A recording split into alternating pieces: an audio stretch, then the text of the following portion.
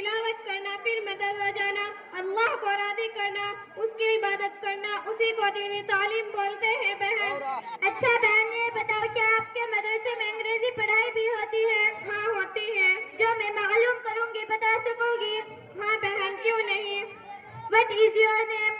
My name is Atika Parveen. What is your father's name? My father's name is Muhammad Alam. Which class do you read? I read in class 4th. In which school do you go? I go to Madrasa Arshada Talim al-Quran.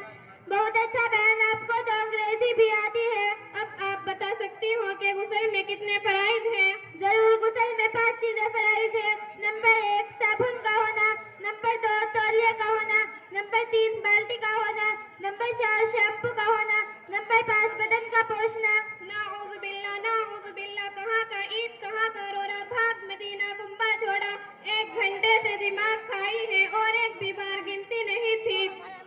اس لیے بولتی ہوں کہ اپنے بچوں کو مدرسہ بھیجیں اور دینی تعلیم حاصل کروائیے۔ السلام علیکم ورحمۃ اللہ۔ وعلیکم السلام ورحمۃ اللہ۔